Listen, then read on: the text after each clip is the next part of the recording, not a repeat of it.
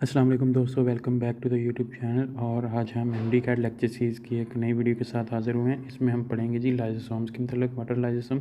तो यहाँ पर लाइजोसोम जो है हमारे पास दो वर्ड्स का मजमूआ है, लाइजो और सोमा।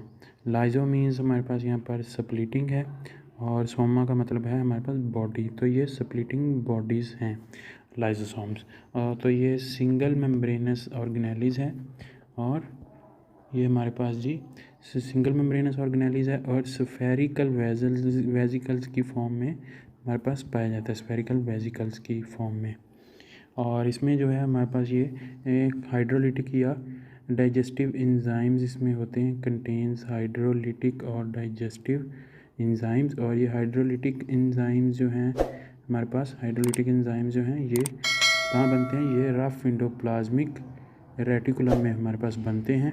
तो रफ एंडोप्लाज्मिक रेटिकुलम से ये गोल्जी कॉम्प्लेक्स को ट्रांसफ़र होते हैं थ्रू एसईआर से जाएंगे स्मूथ एंडोप्लाज्मिक रेटिकुलम से गोल्जी कॉम्प्लेक्स में, और गोल्जी कॉम्प्लेक्स इनको मॉडिफाई करेगा और ये थ्रू उसके ट्रांसफेज से जो है वो in the form of vesicles जो हैं जो in the form of vesicles जो हैं निकल जाते हैं। और इन वेजिकल्स को जो है हम लाइजोसोम्स कहते हैं।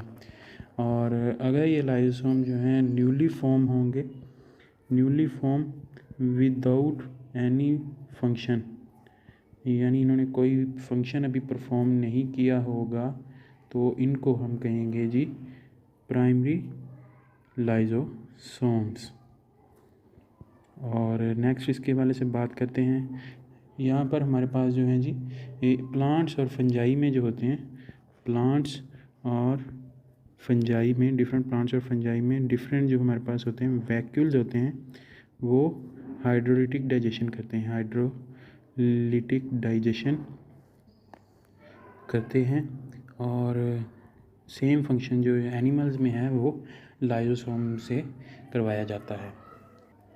यहाँ पर प्राइमरी लाइजोसोम्स की बात करें तो प्राइमरी लाइजोसोम के मतलब हमने पढ़ लिया है कि जो newly form without any performing any function जो लाइजोसोम्स हमारे पास होते हैं, ये वेजिकल्स होती हैं, उनको हम जो है प्राइमरी लाइजोसोम्स कहते हैं। तो यहाँ पर इनमें हम बताते चलें कि इनमें 40 डिफरेंट जो हैं हाइड्रोलिटिक एंजाइम्स होते हैं जो किसी भी माइक्रो मालिक्यूल को जो है वो डाइजेस्ट कर सकते हैं। बिग एंड माइक्रो मालिक्यूल जो हमारे पास होता है, कोई भी बड़ा मालिक्यूल, उसको जो है वो डाइजेस्ट करके उसके सिंपल फॉर्म में ले आ सकते हैं।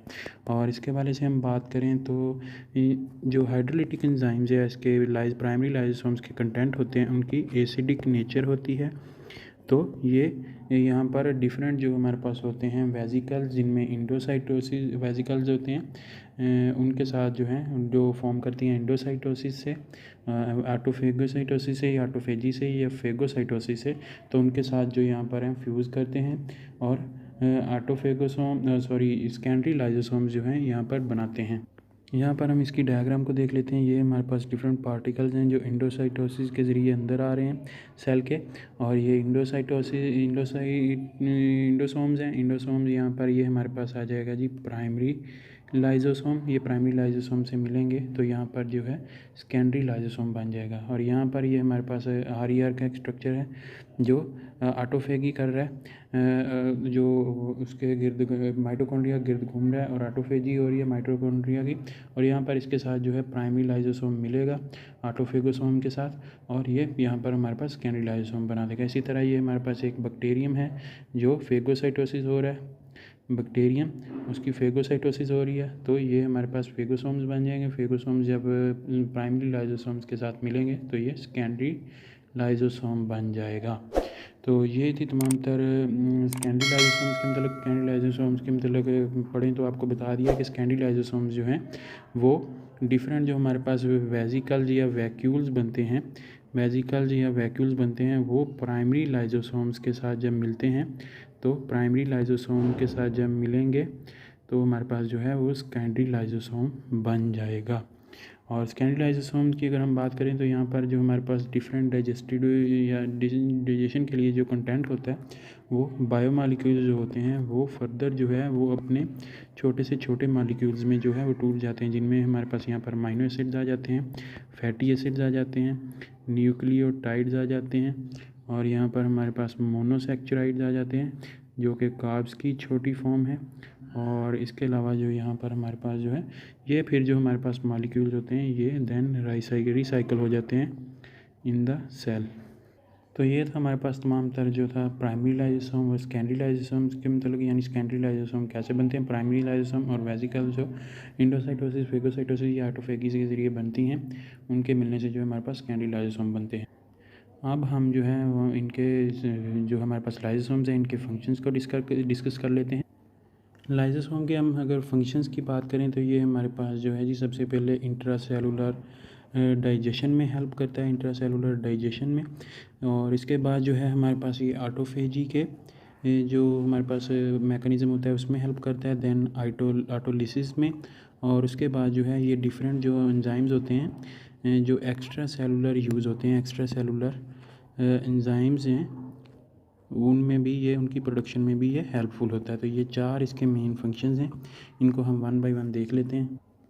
सबसे पहले हम देख लेते हैं जी इंट्रासेलुलर डाइजेशन को। इंट्रासेलुलर डाइजेशन का मैकेनिज्म कैसे होता है। सबसे पहले हमारे पास जो जी इंजेस्टेड फूड होता है, सेल में इंजेस्टेड फूड होता है, उसकी जब इंडोसाइटोसिस होती है तो हमारे पास जो है ये एक फूड वैक्यूल बनता है। फूड वैक्यूल जो है जब हमारे पास प्राइमरी लाइजोसोम से बने मिलेगा लाइजोसोम से, तो देन जो है हमारे पास जो है एक सेकेंडरी लाइजोसोम जो है वो बन जाएगा। सेकेंडरी लाइजोसोम में जो है फर्दर डाइजेशन होगी इन थ्रू इसके हाइड्रोलिटिक और डाइजेस्टिव एंजाइम से।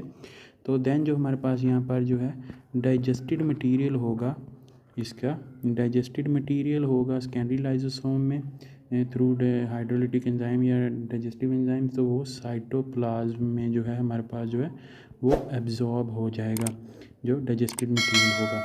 और जो हमारे पास यहाँ पर वेस्ट मटेरियल होगा वो पीछे रह जाएगा, तो वो कंट्रैक्टाइल वैक्यूल की फॉर्म में हमारे पास जो है पीछे बच जाएगा। देन जो हमारे पास लेटर जो है जी ये कंट्रैक्टाइल जो वैक्यूल होता है उसको जो है जी वो एक्सोसाइटोसिस से आउटसाइड द सेल जो है वो रिमूव कर दिया जाता है कंट्रैक्टाइल वैक्यूल को। तो ये लाइजोसोम का यहाँ पर इंट्रासेलुलर डाइजेशन का मैकेनिज़्म है। नेक्स्ट हमारे पास जो प्रोसेस आ जाता है वो है ऑटोफेजी। ऑटो मतलब जो है जी ऑटो का मतलब है सेल्फ और फेजी मतलब है ईटिंग। तो ये हमारे पास सेल्फ ईटिंग का प्रोसेस है और सेल जो है अपने ही ईट्स ऑन सेल्फ जो है अपने ही जो है जी ऑन ऑर्गेनेलिज अपनी ऑर्गेनेलिज को जो है वो खा जाता है। और इसका मैकेनिज़्म क्या है जी, सेल की हमारे पास जो वोर्न आउट ऑर्गेनेलिज होती हैं उनको जब सराउंड किया जाता है तो हमारे पास यहाँ पर जी ऑटोफेगोसोम जो है वो बनता है। ऑटोफेगोसोम देन हमारे पास जो है प्राइमरी लाइजोसोम से जो है वो मिलेगा, तो यहाँ पर हमारे पास जो है वो सेकेंडरी लाइजोसोम जो है वो क्रिएट हो जाएगा। सेकेंडरी लाइजोसोम क्रिएट होगा और ये हमारे पास जो है डिफरेंट जो है हाइड्रोलिटिक एंजाइम डाइजेस्टिव एंजाइम से उस ऑर्गेनेलिज को जो है वो ख़त्म कर देगा। और इसमें अगर हम बात करें ऑटोफेगी जो हमारे पास होती है किन किन कंडीशन में हो सकती है, तो ये तो या तो जो हमारे पास है जी इधर इन स्टारवेशन हो सकती है, यानी भूख की जो हमारी कंडीशन होती है, जैसे सेल्स को उनकी जो है वो जो है मकदार जो है फूड की वो ना मिल सके तो अपने ही ऑर्गेनेलिज को खाकर जो है वो गुजारा करते हैं। दूसरा जो है जी वो स्टारवेशन में होती है। पहला जो है वो स्टारवेशन में होती है एनर्जी हासिल करने के लिए। दूसरा होता है इन नॉर्मल कंडीशन में कैसे हो सकती है, तो नॉर्मल कंडीशन में ये ऐसे होती है कि ये कंट्रोल करता है सेल के अंदर जो है कंट्रोल नंबर ऑफ़ ऑर्गेनेलिज। इसकी अगर हम एग्जांपल देखें तो जैसे कि हमारे पास जो होती है इन एक्सरसाइज जो है जी, एक्सरसाइज जब कोई इंसान करता है तो उसकी जो है जी माइटोकॉन्ड्रिया होती है, वो नंबर ऑफ़ माइटोकॉन्ड्रिया उसमें जो है उसके सेल्स में वो इंक्रीज़ कर जाते हैं। लेकिन वो जब एक्सरसाइज को छोड़ता है लेफ़्ट एक्सरसाइज, तो उसमें जो है ऑटोमेटिकली माइटोकॉन्ड्रिया जो होते हैं, माइटोकॉन्ड्रिया हमारे पास होते हैं, उनकी जो है वो नंबर ऑफ़ माइटोकॉन्ड्रिया वो डिक्रीज़ कर जाते हैं थ्रू ऑटोफेगी। देन हमारे पास जो नेक्स्ट हमारे पास इसका फंक्शन है वो है ऑटोलाइसिस का। तो ऑटोलाइसिस कैसे होती है, तो ऑटोलाइसिस में जो है जी डेवलपमेंट के दौरान जो है डिफरेंट सेल्स की जो है डिसइंटीग्रेशन होती है। तो ये हमारे पास जो है जी एक प्रोग्राम जो है सेल डेथ है और प्रोग्राम सेल डेथ होती है। और इसमें जो है हमारे पास जो है लाइजोसोम जो है वो इसमें रोल प्ले करता है। लाइजोसोम यहाँ पर जो है वो बर्स्ट कर जाता है। हमारे पास लाइसोसोम जो होता है वो बर्स्ट कर जाता है और उससे जो है लाइसोसोमल एंजाइम जो हैं, वो एंजाइम जो होते हैं लाइसोसोमल, वो डिस्पर्स कर जाते हैं इन द साइटोप्लाज्म। तो जो सेल होता है, सेल फ्रैगमेंट्स में जो है वो टूट जाता है डिफरेंट फ्रैगमेंट्स में हमारे पास यहाँ।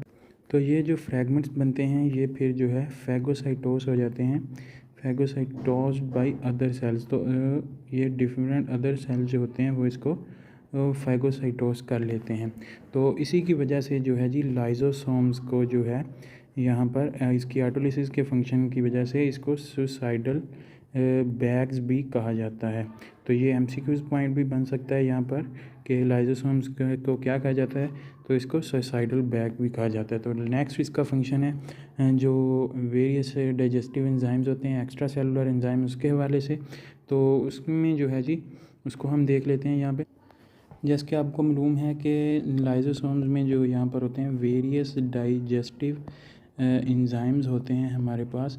तो अगर ये जो डिफरेंट मॉलिक्यूल्स की डाइजेशन में हेल्प करते हैं, अगर इनमें जो कोई भी जो है वो एंजाइम मिसिंग होगा तो जो है पार्टिकुलर जो है डाइजेशन जो है पार्टिकुलर मॉलिक्यूल की वो अफेक्टेड होगी और उसकी वजह से जो है वो सेल में जो है वो दैट सब्सटेंस जो होगा वो कमुलेट कर जाएगा और कमुलेशन की वजह से उसकी कमुलेशन की वजह से जो है डिफरेंट जो है हमारे पास जो है वो स्टोरेज डिजीज़ जो हैं वो जन्म लेंगी।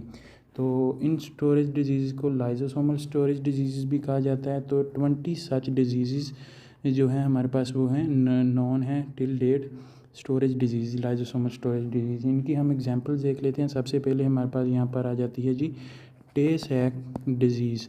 टे सैक डिज़ीज़ क्या है, इसमें हमारे पास जो है जी लिपिड डाइजेस्टिंग एंजाइम जो होता है लिपिड्स को जो है डाइजेशन में हेल्प करता है, वो वाला जो एंजाइम्स होता है वो यहाँ पर हमारे पास मिसिंग होता है। तो उसकी वजह से है जी लिपिड की डाइजेशन नहीं हो सकती, तो लिपिड जो है हमारे पास अकमुलेट कर जाता है। तो इसकी वजह से जो है कमुलेशन, लिपिड कमुलेशन इन ब्रेन होती है, तो उसकी वजह से जो है वो इंसान की फंक्शनिंग जो है वो इफ़ेक्ट होती है। नेक्स्ट हमारे पास जो सेकंड डिजीज़ है वो यहाँ पर है जी ग्लाइकोजन स्टोरेज डिजीज़।